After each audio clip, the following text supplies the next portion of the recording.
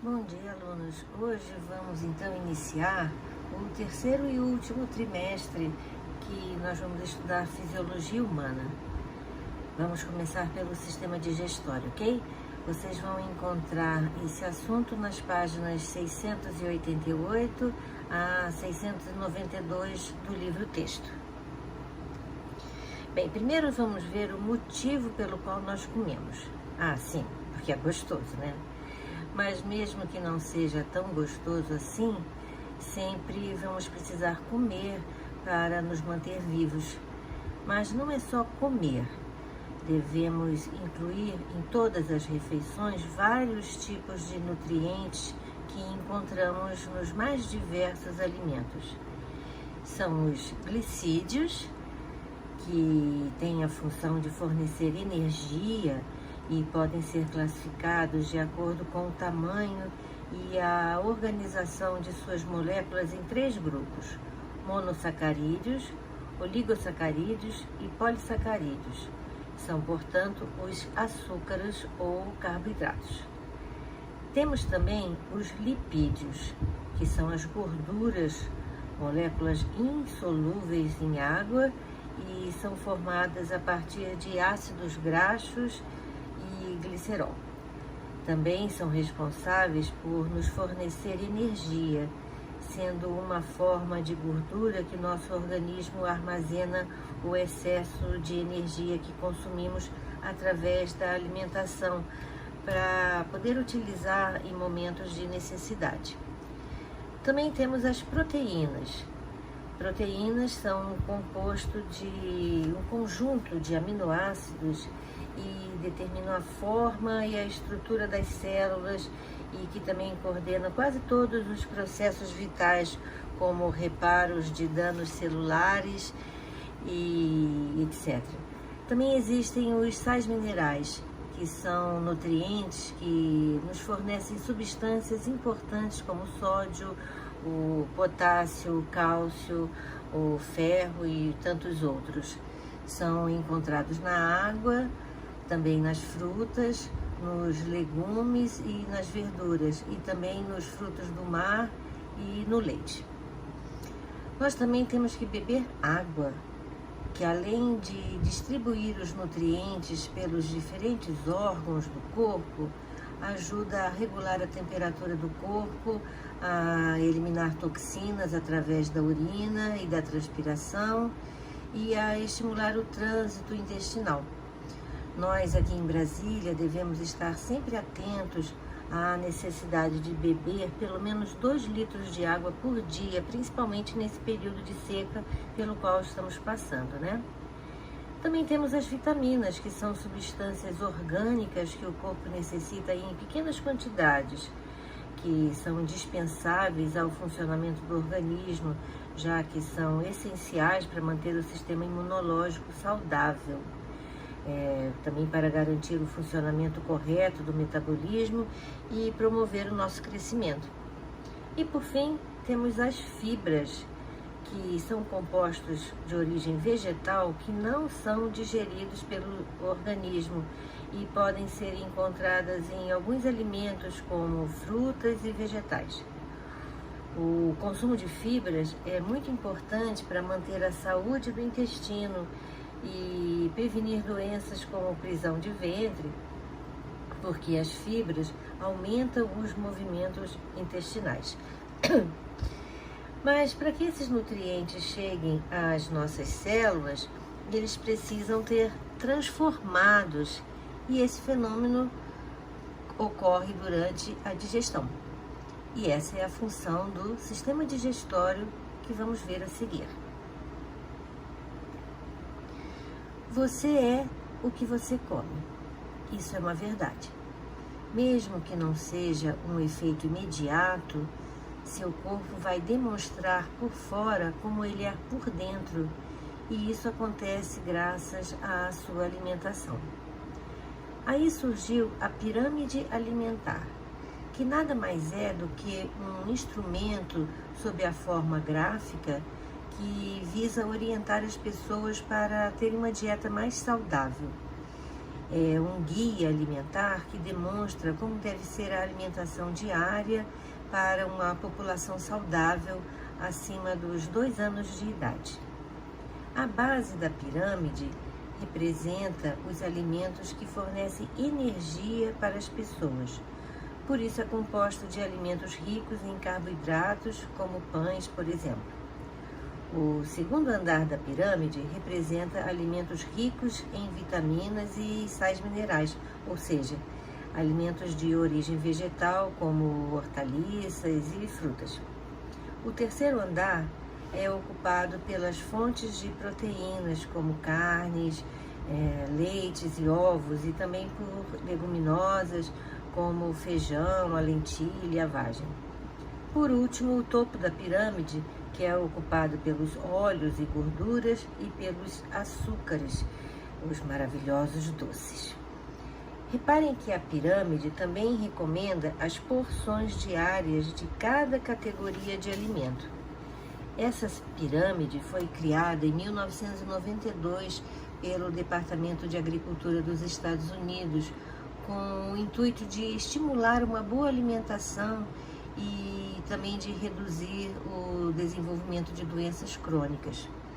E no Brasil, ela foi adaptada em 1999 por pesquisadores da USP, que a adaptaram aos hábitos alimentares da população brasileira. Por exemplo, foi incluído o arroz integral, as folhas verdes escuras, peixes como o salmão e também a castanha do Pará. Na pirâmide alimentar atual, que é de 2005, foi acrescentada à sua base a prática de atividade física para a manutenção de um peso saudável e uma adequada hidratação.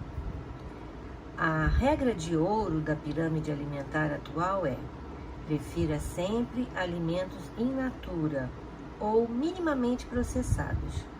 Opte por água, leite e frutas no lugar de refrigerantes. Prefira alimentos caseiros, dispensando os alimentos industrializados. Como eu falei, mesmo que não seja de imediato, seu corpo vai lhe mandar a conta se você abusar de uma alimentação não saudável por anos seguidos. Pense bem, o bom é viver muitos anos de uma forma saudável. Lógico que sem neuras, mas com inteligência e bom senso. Mas de nada adiantaria ingerir uma alimentação saudável, toda controlada, se não pudéssemos absorver os nutrientes de que precisamos. Então, aí entra a função do sistema digestório, que é prover o organismo de água e nutrientes que suprem as necessidades energéticas do animal. Porque quando ingerimos os alimentos, eles se encontram no estágio de grandes moléculas.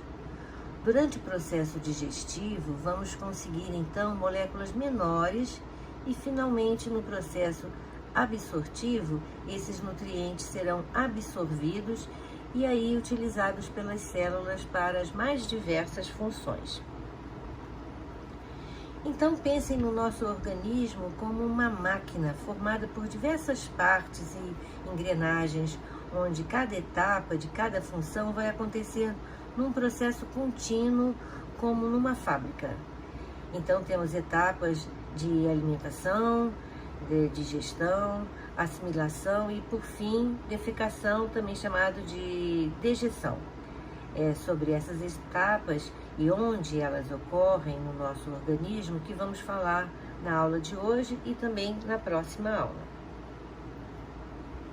Para ilustrar nosso estudo do sistema digestório, vamos assistir esse desenho animado que resume o que acontece com os alimentos dentro do nosso trato digestório. Bem bonitinho.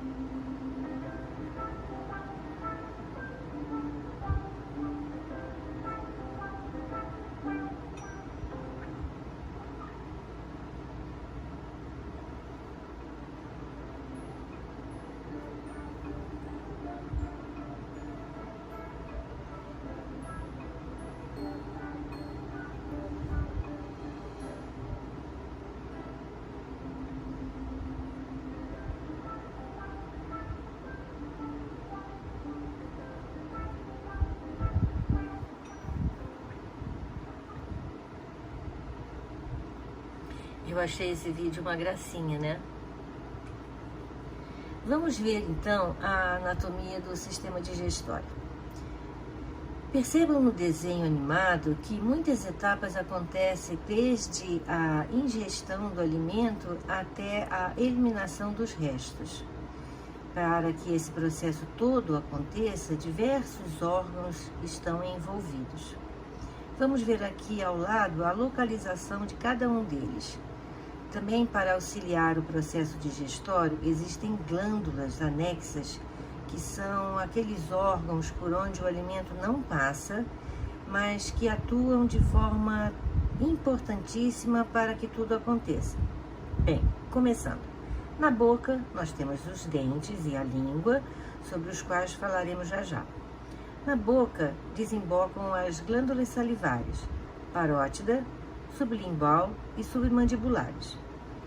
Elas têm como função produzir e secretar a saliva, que possui enzima responsável por facilitar o processo digestório e por manter a lubrificação da boca e da garganta, evitando o ressecamento, e também tem a função de amolecer o alimento.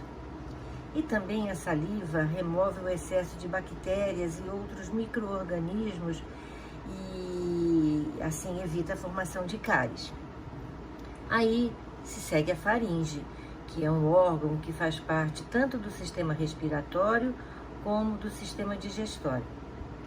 A função da faringe é receber e fazer a passagem do ar inalado e também dos alimentos ingeridos até os outros órgãos. A faringe tem aproximadamente 12,5 centímetros e é revestido por musculatura. Da faringe, o alimento segue para o esôfago, que é um tubo muscular oco que fica localizado entre a traqueia e a coluna vertebral e que conecta a faringe ao estômago. O esôfago tem musculatura lisa, isto é, de contração involuntária. Nenhum processo digestório acontece nessa etapa. O alimento só desce em direção ao estômago. Aí o alimento chega ao estômago, que é um órgão semelhante a um saco que possui um volume de aproximadamente 50 mililitros, quando está vazio, mas pode chegar a 4 litros de capacidade, porque ele se expande. Aí acontecem vários fenômenos que veremos detalhadamente ainda nesta aula. Do estômago, o alimento chega ao intestino delgado. De mais ou menos 6 metros de comprimento e paredes finas, é aí que ocorre ainda a digestão de alguns alimentos e também a absorção dos nutrientes. Vamos voltar também a esse tópico na próxima aula, ok? No intestino grosso é onde acontece a última etapa do processo digestório e também a formação da massa fecal. O intestino grosso tem aproximadamente 1,5 metro de comprimento e nós também voltaremos a falar sobre ele mais para frente. Bem, então voltando às glândulas anexas, temos o pâncreas, que também tem funções endócrinas, produzindo hormônios, mas que agora só vamos ver a sua função exócrina, na produção de suco pancreático com suas enzimas digestórias. E por fim, o fígado, com suas múltiplas funções, dentre elas produzir a bile, que será armazenada na vesícula biliar, essa bolsinha verdinha aqui embaixo do fígado. Como eu falei, vamos falar sobre cada uma mais tarde. Agora vocês só estão vendo a sua localização. Bem, para terminar todo esse processo digestório, devemos falar sobre o ânus, que é a abertura posterior do sistema digestório com a função de defecação e que vem logo após o reto. A digestão é um processo que acontece, genericamente falando, em duas etapas: a digestão mecânica e a digestão química. Na primeira, temos a quebra física dos alimentos através da ação dos dentes, da mastigação e da ação da saliva, que empurra o alimento de um lado para outro da boca, e também os movimentos peristálticos. E o que são movimentos peristálticos? São ondulações involuntárias a partir do esôfago até o reto, que misturam o alimento aos sucos digestórios e também impulsionam o alimento através do trato digestório. Então, a partir da deglutição, nada mais estará sob nosso controle.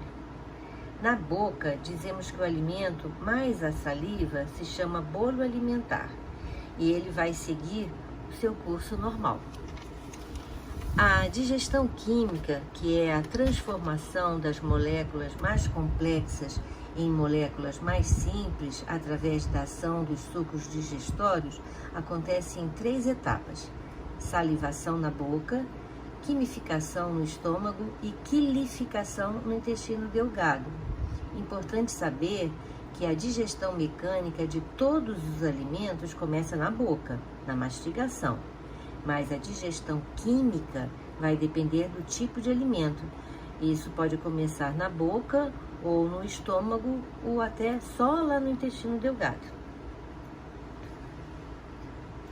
Na década de 80, eu acho, existia uma propaganda na TV que era de um chocolate delicioso, o Choquito. Eu nem sei se ele ainda existe, acho que existe. No final da propaganda se falava a frase, deu água na boca, para dizer que o chocolate era delicioso. E o que significa essa expressão, deu água na boca?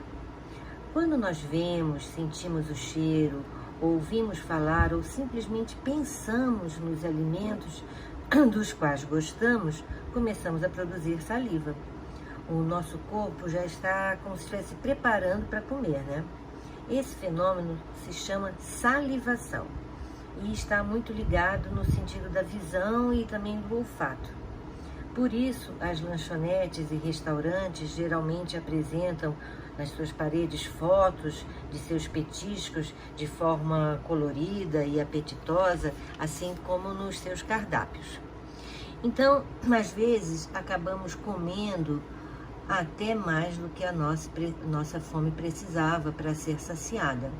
É o famoso comer com os olhos. Bem, então vem a mastigação, onde os alimentos sólidos são quebrados em pedaços pequenos. Para isso é importante uma boa dentição. A mastigação facilita o outro fenômeno que acontece na boca, a insalivação, que é a ação da saliva sobre o alimento. A saliva tem a enzima amilase salivar, ou ptialina, que vai agir sobre o amido. Depois vamos deglutir o alimento e o bolo alimentar formado na boca é impulsionado pela língua rumo ao esôfago. Vamos assistir esse vídeo que ilustra esse processo. Atenção para a ação da epiglote, que é como se fosse uma portinha, vamos dizer assim, que se localiza na laringe e que fecha, evitando assim que o alimento engolido penetre nas vias respiratórias. Se esse mecanismo falhar, o alimento pode entrar na laringe e vai provocar um engasgo ou a tosse.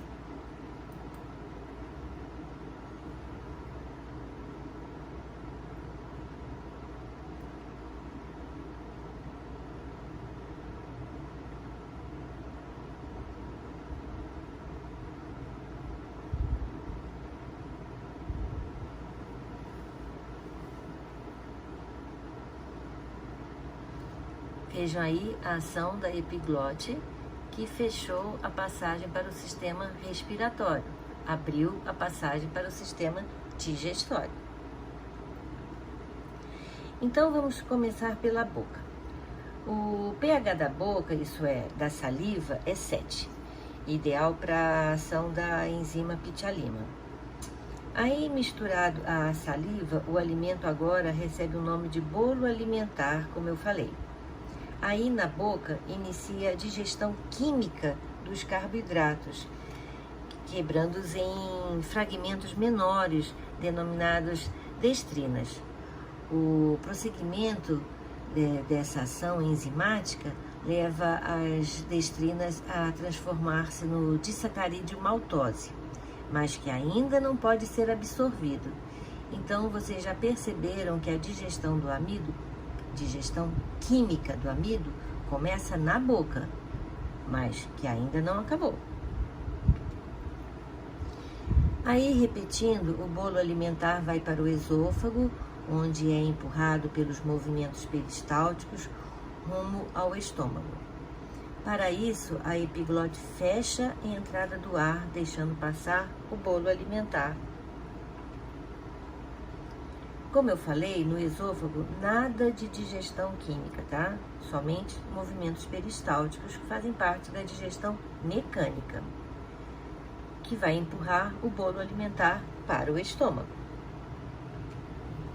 Chegando ao estômago, vão acontecer os dois fenômenos mecânicos, pela ação dos movimentos peristálticos, da musculatura do órgão, e químico, pela ação das enzimas.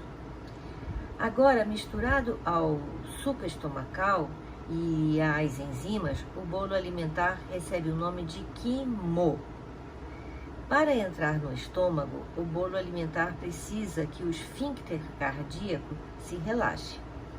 O esfíncter cardíaco, ou cárdia, é um músculo na entrada do estômago, isto é, na ligação do esôfago com o estômago. Ele permite, quando está relaxado, que o bolo alimentar entre no estômago e, quando contraído, que os ácidos do estômago não voltem e subam pelo esôfago, o que é uma proteção muito importante. O chamado refluxo deve ser tratado porque ele danifica a parede do esôfago. Então, a cárdia tem que se fechar para impedir que os sucos estomacais voltem, subam e vão para o esôfago e causem problemas, né? Vamos falar um pouquinho sobre isso. O estômago, como veremos já já, tem uma proteção em suas paredes contra a ação dos ácidos que ele mesmo produz, mas o esôfago não tem. Então, se repetidas vezes o quimo ácido voltar em direção ao esôfago, este pode ter suas paredes feridas, formando as chamadas úlceras esofágicas. Certamente vocês já tiveram a experiência bem desagradável de vomitar, né? Nossa, é terrível. E por que é tão desagradável? Bem, primeiro, porque vocês só vomitam se estiverem com algum mal-estar, que por si só já é horrível.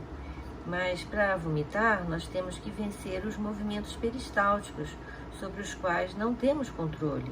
E para isso, a ânsia de vômito tem que ser forte o bastante para fazer o alimento subir em direção à boca.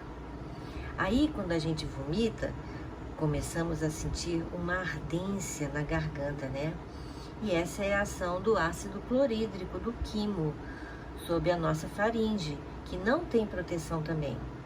Se a pessoa tem crises de vômitos periodicamente, esse ácido pode, e certamente o fará, causar ferimentos na parede do esôfago e também estragar o esmalte dos dentes.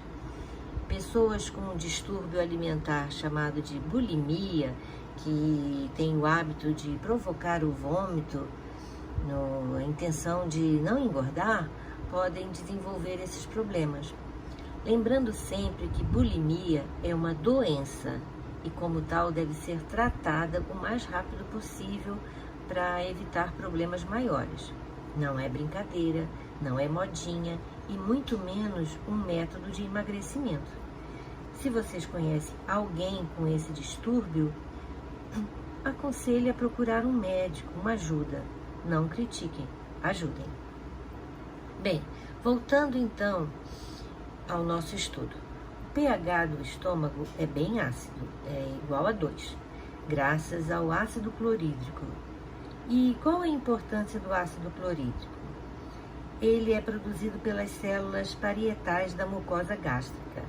Ele contribui para matar micro-organismos, amolecer os alimentos e também a favorecer a ação da pepsina, enzima que precisa estar em meio fortemente ácido para atuar.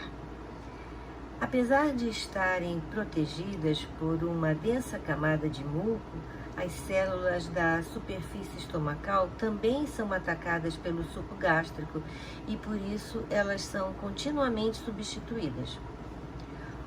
O alimento pode permanecer no estômago por 4 horas ou muito mais, dependendo do tipo de alimento. Aí ele se transforma em uma massa acidificada e semilíquida, denominada quimo, como eu falei.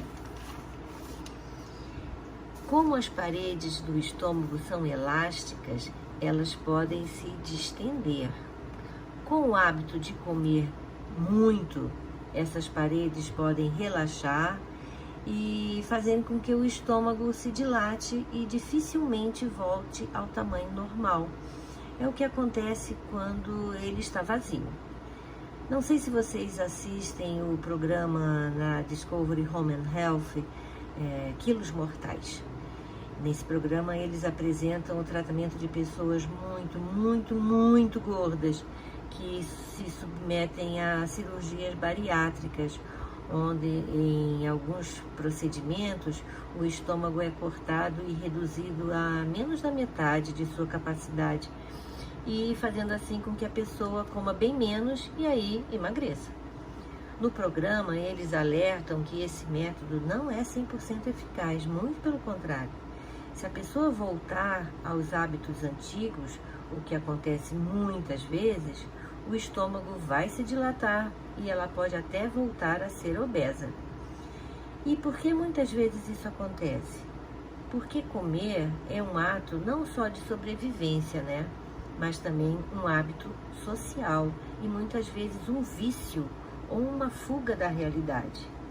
Novamente eu falo, se vocês conhecem alguém que desconta na comida suas frustrações ou medos, não brinquem com isso. Oriente essa pessoa a procurar ajuda especializada.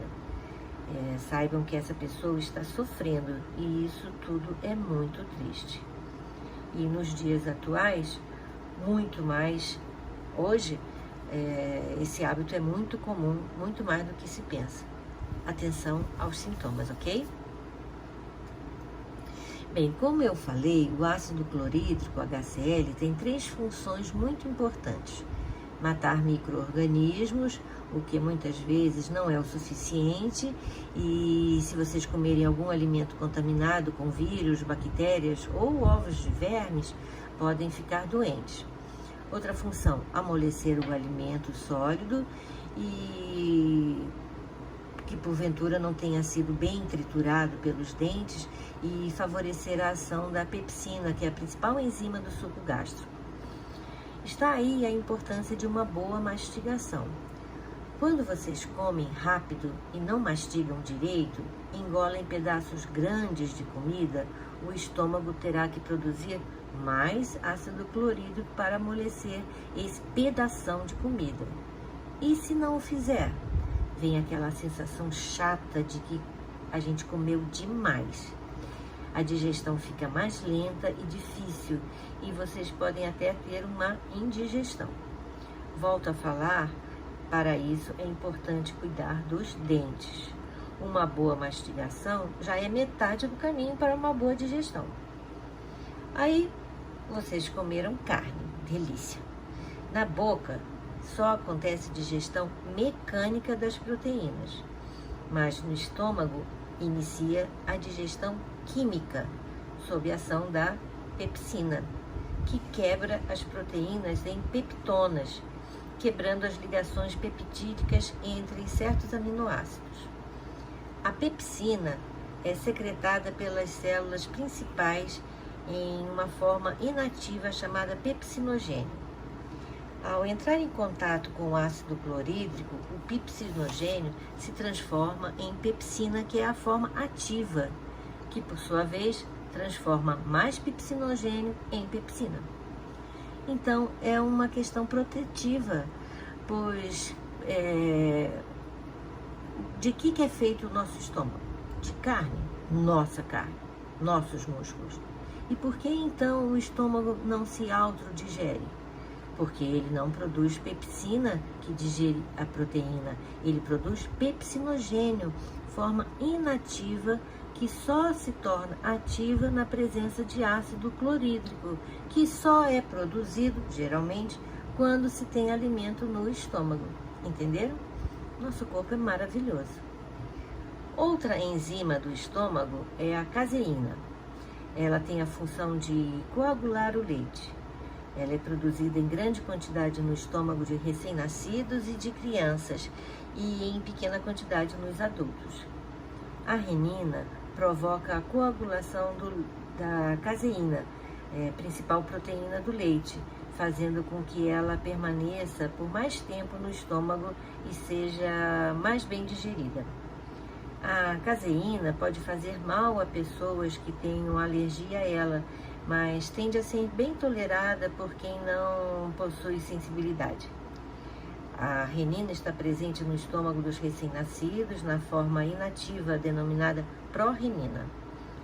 Quando o leite materno chega à luz estomacal do bebê, uma pequena quantidade de ácido clorídrico é liberada, fazendo com que a pró-renina se ative e seja convertida em renina para iniciar o processo digestório do leite.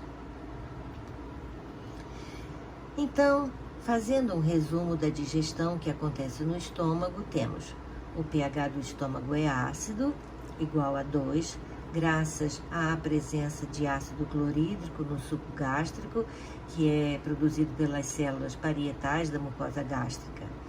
A principal enzima do suco gástrico é a pepsina, que age sobre as proteínas.